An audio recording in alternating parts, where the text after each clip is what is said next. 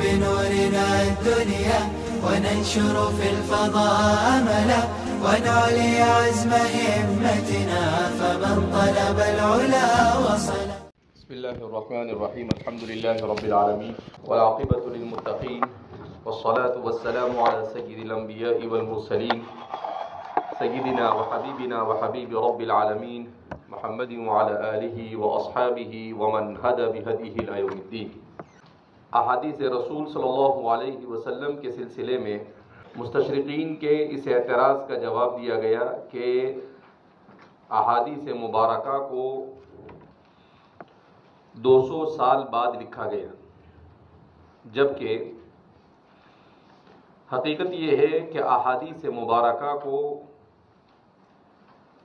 رسول اللہ صلی اللہ علیہ وسلم کے دور مسعود ہی سے لکھنا شروع کر دیا گیا تھا، مگر علم دین سے دوری کی وجہ سے عام طور پر مسلمانوں کا ایک بڑا طبقہ وہ یہ سمجھنے لگا کہ بخاری شریف جب سے لکھی گئی تبھی سے گویا کہ احادیث مبارکہ جمع کی گئی، جبکہ حقیقت اس سے بہت ماورا ہے کہ احادیث مبارکہ پر لکھنے اور اس کے پڑھنے پڑھانے کا سلسلہ دور صحابہ سے شروع ہو چکا تھا، اور دور صحابہ کے بعد حضرات محدثین کی ایک بڑی جماعت مسلسل اس کی طرف محنت کرتی رہی. اسی لیے سیدنا حضرت عبداللہ ابن عباس رضی اللہ تعالیٰ عنہ فرماتے ہیں کہ اذا وقعت الفتنہ، کہ جب فتنہ واقع ہو گیا، یعنی مسلمانوں کے درمیان خلیفہ رابع حضرت علی ابن ابی طالب رضی اللہ تعالیٰ عنہ کے تعیین خلافت اور خلیفہ ثالث سیدنا حضرت عثمان ابن عفان رضی اللہ تعالیٰ عنہ کی مظلومانہ شہادت کے بعد دو قسم کے لوگ مسلمانوں میں وجود میں آئے. ایک وہ لوگ تھے جو حضرت علی رضی اللہ تعالیٰ عنہ کی منقبت اور ان کے فضائل جیسے رسول اللہ صلی اللہ علیہ وسلم نے بیان کیے تھے اس سے زیادہ بڑھا چڑھا کر بیان کرنے لگے. دوسرے وہ لوگ تھے جو حضرت امیر معاویہ رضی اللہ تعالیٰ عنہ کے فضائل بڑھا چڑھا کر پیش کرنے لگے. تیسرے وہ لوگ تھے جو حضرات صحابہ کرام رضوان اللہ تعالیٰ عنہم اجمعین کو ہر اعتبار سے مجروح کرنے لگے. جو لوگ حضرت علی کے سلسلے میں غلو کرنے لگے انہیں شیعہ اور روافض کہا جاتا ہے. جو لوگ حضرت عثمان اور حضرت امیر معاویہ کے بارے میں غلو کرنے لگے اور حضرت علی کی تنقیص کرنے لگے انہیں نواصب کہا جاتا ہے، ناصبی صاد سے. اور جو لوگ تمام صحابہ کی جرح کرنے لگے انہیں خوارج کہا جاتا ہے. اور جو لوگ ان سب سے ہٹ کر اپنی 2 اینٹ کی الگ مسجد بنانے جا رہے تھے انہیں معتزلہ کہا جاتا ہے، جن کو اس زمانے کے ماڈرن لوگ کہا جا سکتا ہے، جو اپنی 2 اینٹ کی الگ مسجد بنا رہے تھے.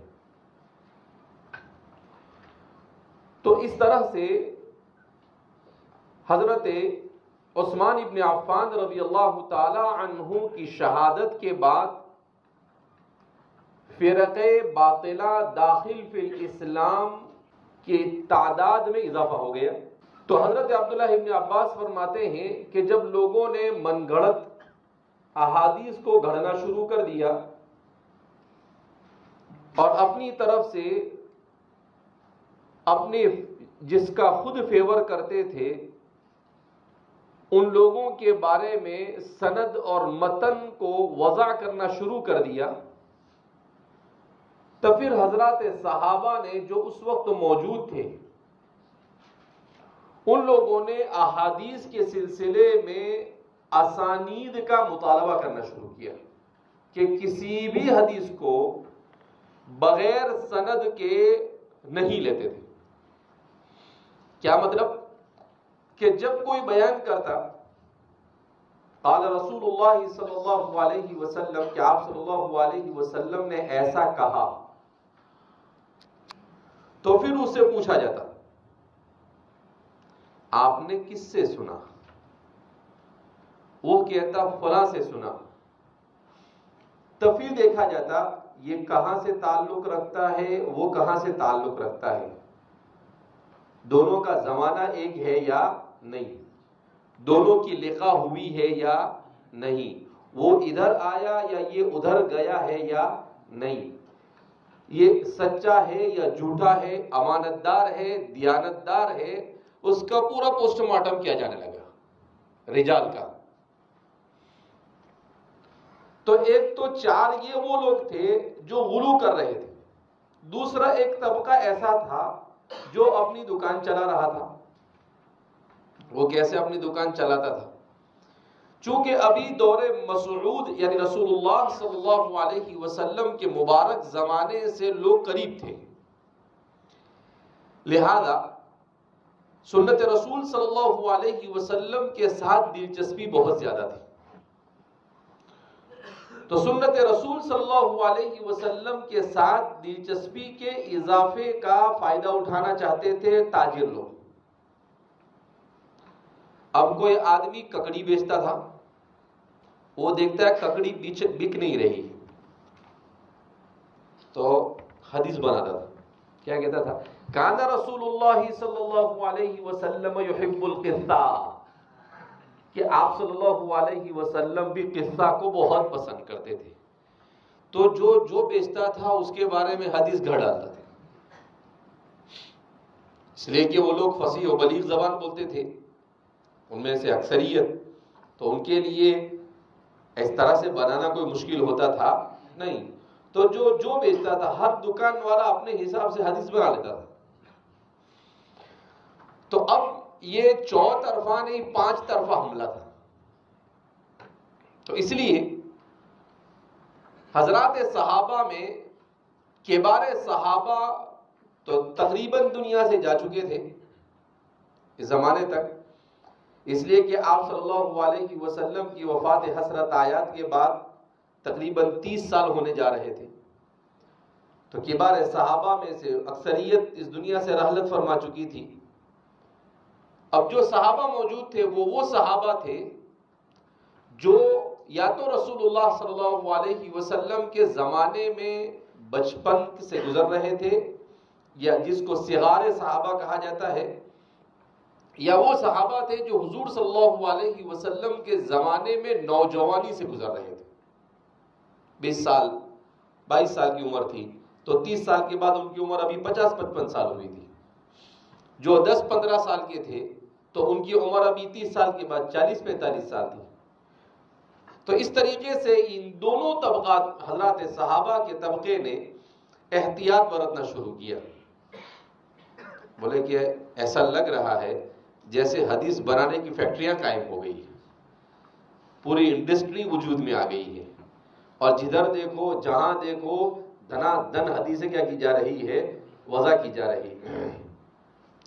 لہذا حضرات صحابہ نے احتیاط برتا اور حضرات صحابہ نے سند کی چھان بین شروع کی. ویسے تو ابوبکر کے دور سے ہی ہو رہی تھی چھان بین، لیکن اب یہاں پر اس کو مزید کیا کیا گیا، مستحکم کیا گیا.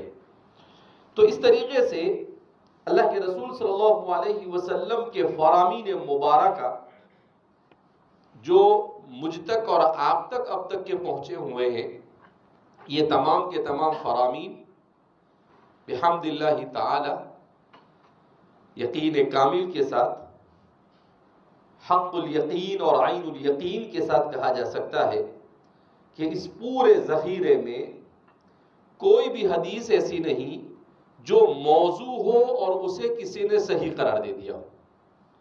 اگر کسی نے اسے صحیح قرار بھی دیا تو اصول و ضوابط جو سند اور متن کے لیے حضرات صحابہ، حضرات تابعین اور حضرات تبع تابعین اور حضرات محدثین نے وضع کیے، ان کے روشنی میں جب اس کی جانچ کی جاتی ہے، اس کی چھان پھٹک کی جاتی ہے، تو دودھ کا دودھ اور پانی کا پانی الگ ہو جاتا ہے۔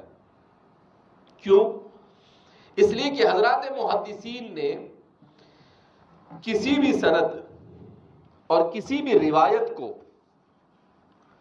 صحیح ثابت کرنے کے سلسلے میں یہ معیار قرار دیا کہ اس روایت کے سند کے اعتبار سے کن اصولوں کے تحت ہونا ضروری اور متن کے اعتبار سے کن اصولوں کے تحت ہونا کیا ہے؟ ضروری ہے۔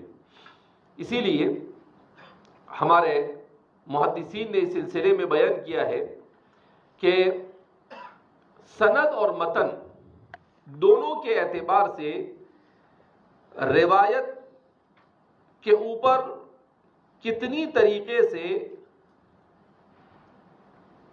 محدث یا علم حدیث سے تعلق رکھنے والے کو دلچسپی رکھنی چاہیے، یعنی اسے معلوم ہونا چاہیے۔ تو لکھا ہے سند اور متن کو حل کرنے کے لیے کچھ امور کا ہونا ضروری ہے۔ حل سند کے لیے کم از کم 10 امور کا جاننا ضروری ہے۔ کتنے امور کا جاننا ضروری ہے؟ اب کتنی باریکی ہے، آپ اندازہ لگائیں کہ مائکروسکوپ یا دنیا میں قیامت تک کے یہ جتنے بھی اسکوپ بسکوپ کیمرے ویمرے بلوری الوری پلوری جو بھی کچھ بنا سکتے ہیں، یہ سب بھی بنا ڈالیں، تب بھی ہمارے یہ اصول اتنے مضبوط ہیں کہ وہ سب ان کے سامنے کیا ہو جاتے ہیں؟ فیل ہو جاتے ہیں۔ دیکھو، نمبر 1، حل سند کے لیے راویوں کے نام کا صحیح ضبط جاننا ضروری ہے۔ یعنی جو راوی ہے اس راوی کا نام کیا تھا، سب سے پہلے اس کی تعین کی جاتی ہے، اس کا صحیح تلفظ کیا ہے۔ آپ سن کر حیران ہوں گے کہ ہمارے محدثین نے راوی کا نام ایک جیسا ہے، تو ایک جیسے ان ناموں کے سلسلے میں مستقل علوم وضع کی۔ ایک علم ہے جس کو علم المؤتلف والمختلف کہتے ہیں، دوسرا علم ہے جس کو علم المتفق والمفترق کہتے ہیں۔ کیا ہوتا ہے اس میں کہ بعض مرتبہ راوی ایسے ہوتے، اب چونکہ نقطے ہیں اور یہ ساری چیزیں تو کب لگائی گئی؟ سن ہجری 75 اور 80 کے بعد، اور یہ سند کا سلسلہ تو اس سے 40 سال پہلے کیا ہو چکا تھا؟ شروع ہو چکا تھا۔ اب جیسے حزم اور جزم اس زمانے میں ایک جیسا لکھا جاتا تھا، جزم نام ہو یا حزم نام ہو، کیونکہ نقطے تھے ہی نہیں، تو اب یہ حزم ہے یا جزم ہے، اس کو متعین کرنا پڑتا تھا۔ یافع اور نافع یہ دونوں بھی کیسے لکھے جاتے تھے؟ ایک طرح سے لکھے جاتے تھے۔ تو ایسے بہت سارے نام جہاں صرف نقطوں کا فرق ہوتا تھا، تو ایسے ناموں کے سلسلے میں تحقیق کرتے ہیں۔ آپ کو تعجب ہوگا کہ ایک محدث نے کتاب لکھی المؤتلف والمختلف، کتنی جلدوں میں معلوم؟ 10 جلدوں میں، جس میں صرف ایسے راویوں کے نام جمع کیے ہیں جن راویوں کے نام کے سلسلے میں آدمی کو شبہ ہو سکتا ہے، کیا یہ ایسا ہے، یہ حزم ہے یا جزم ہے، یہ کیا ہے؟ تو صرف اس کو سمجھنے کے لیے کتنی جلدوں میں؟ 10 جلدوں میں۔ امام دارقطنی نے المتفق والمفترق کر کے کتاب لکھی، کتنی جلد میں؟ 4 جلد میں، خالی ناموں کے سلسلے میں۔ اس پر کئی کتابیں کیا کی گئی؟ لکھی گئی، 10 کتابیں، ایک نہیں، ایسی 10 کتابیں صرف ضبط اسما کے بارے میں۔ کس کے بارے میں؟ ضبط اسما کے، اس نام پر کیا، اور وہ ایسا نہیں کہ ان کی اپنی مرضی سے کچھ بھی بیان کر دیا، نہیں، اس کو بھی سند کے ساتھ بیان کر دیا کہ بھئی ان کے اس نام کو ہم نے بیان کیا اس لیے کہ فلاں نے فلاں نے فلاں نے اس کو اس طرح سے بیان کیا۔ تو راوی کے نام کا ضبط صحیح ہونا ضروری، نمبر 1۔ نمبر 2، راوی کی تعین ضروری. کبھی کیا ہوتا تھا، ایک راوی کا نام محمد ہے، راوی کے والد کا نام عبداللہ ہے، تو اب محمد ابن عبداللہ نام کے بہت سارے، تو اب یہ کون ہے محمد ابن عبداللہ؟ کبھی ایسا ہوتا محمد ابن عبداللہ ابن خالد القرشی، تو سیم نام کے 5 10 راوی، اس کا نام بھی وہی، والد کا نام بھی وہی، دادا کا نام بھی وہی، اور خاندان بھی وہی. تو اس صورت میں ان میں سے کون یہ ہو سکتا ہے، اس کی تعین بھی ہمارے محدثین کر دیتے ہیں، کیونکہ اس کو دیکھا جاتا کہ بھئی یہ راوی کس سے روایت کر رہا ہے، تو اس راوی نے اس سے روایت اس سے ممکن ہے یا نہیں، اس کی ملاقات ہوئی ہے یا نہیں. یہ ساری چھان پٹک کے بعد کہتے ہیں کہ بھئی اس نام کا یہ راوی ہے، اور یہ فلاں فلاں سے روایت کرے تو یہ راوی، فلاں فلاں سے روایت کرے تو یہ دوسرا، فلاں فلاں سے کرے تو یہ تیسرا. تو فرماتے ہیں نمبر 2 تعیین راوی کا ہونا ضروری، جاننا ضروری. نمبر 3 محمل اور مبہم روات کی وضاحت. مبہم اور محمل روات کی وضاحت کیا مطلب؟ کہ کبھی کوئی آدمی بیان کرتا ہے سمعت عن رجل، میں نے کسی آدمی سے سنا. اب یہ عن رجل کون؟ تو اس کی چھان پٹک کرتے ہو کہ ڈھونڈو اس کو. تو دوسری کہیں نہ کہیں سند کے اندر میں اس کا نام ڈھونڈ کے نکالتے ہیں کہ فلاں جگہ پر فلاں آدمی نے اس کا نام ذکر کیا اور وہ یہ ہے. تو فرماتے ہیں جہاں ابہام ہو اس ابہام کا دور کرنا بھی کیا ہوتا ہے، ضروری رہے. محمل اور مبہم راوی کی وضاحت. نمبر 4 کنیت سے مشہور راوی کے نام کی تحقیق اور نام سے مشہور راوی کی کنیت کی تحقیق. جیسے حضرت ابو ہریرہ سب سے بڑے راوی، حافظ الحدیث فی الامت اطلاقا، علی الاطلاق امت کا سب سے بڑا حافظ، ان سے بڑا کوئی حافظ ہو سکتا نہیں ہے. تو اب یہ ابو ہریرہ سے مشہور ہو گئے، ان کا نام کیا؟ تو ان کے نام کے سلسلے میں 40 اقوال ہیں. کتنے اقوال ہیں؟ حافظ ابن حجر اسقلانی وغیرہ نے 40 اقوال ذکر کیے، اگرچہ عبد الرحمن بن صخر کو زیادہ راجح قرار دیا جاتا ہے. مگر تو اس طریقے سے اگر وہ مشہور ہے کس سے؟ ابو بکر ابن ابی قحافہ، وہ بھی کنیت سے مشہور اور والد بھی. اب ان کا نام کیا ہے وہ جاننا پڑے گا. تو ظاہر سی بات ہے حضرت ابو بکر کا نام عبداللہ تھا، زمانے جاہلیت میں آپ کا نام عبد الکعبہ تھا، مگر اسلام میں آنے کے بعد آپ صلی اللہ علیہ وسلم نے آپ کا نام کیا رکھ دیا؟ عبداللہ. آپ کے والد کا نام کیا تھا؟ ابو قحافہ سے وہ مشہور تھے، مگر ان کا نام کیا تھا؟ عثمان. تو عبداللہ ابن عثمان ان کا نام، لیکن مشہور کس سے ہے؟ ابو بکر ابن ابی قحافہ. ابو بکر ابن ابی قحافہ. تو فرماتے ہیں کہ جہاں کنیت آئی ہو تو ان کا نام کیا، اور جہاں نام ہے تو ان کی کنیت کیا. حضرت عمر رضی اللہ تعالیٰ عنہ مشہور ہو گئے نام سے، عمر ابن الخطاب. آپ کی کنیت کیا تھی؟ ابو حفص. کیا کنیت تھی آپ کی؟ ابو حفص آپ کی کنیت تھی. حضرت علی رضی اللہ تعالیٰ عنہ نام سے مشہور ہوئے علی ابن ابی طالب. کل ہی پرسوں ایک مضمون پڑھ رہا تھا سفر کے دوران، بڑا دلچسپ مضمون تھا کہ آپ صلی اللہ علیہ وسلم کے والد کا نام عبد المطلب بیان کیا جاتا ہے، اور کہتے ہیں کہ بہت سارے لوگ کہتے ہیں کہ ان کا نام شیبہ تھا. کہا عبد المطلب بھی ان کا نام نہیں تھا، شیبہ بھی ان کا نام نہیں تھا، یہ دونوں کے دونوں ان کے لقب تھے. دونوں کے دونوں کیا تھے؟ ان کے لقب یا ان کی کنیت بولو. تو ان کا نام کیا تھا؟ تو فرماتے ہیں ان کا نام یا تو عمرو تھا یا عامر تھا. حضور کے دادا تھے، وہ مشہور تھے ہاشم سے، ان کا نام بھی ہاشم نہیں تھا. وہ مہمان نوازی کرتے تھے اور لوگوں کو روٹی چور کر توڑ کر گوشت میں ڈال کر کھلاتے تھے، اس کو ہاشم کہتے تھے. تو اس لیے وہ ہاشم سے کیا ہو گئے؟ مشہور ہو گئے، جبکہ ان کا نام ہاشم نہیں تھا. ان کا نام کیا تھا؟ تو ان کا نام راویوں نے بیان کیا ہے کہ ان کا نام عمرو تھا، یا یہ عامر تھے یا عمرو تھے، یا یہ عمرو تھے یا عامر تھے۔ اچھا، ان کے جو دادا ہیں،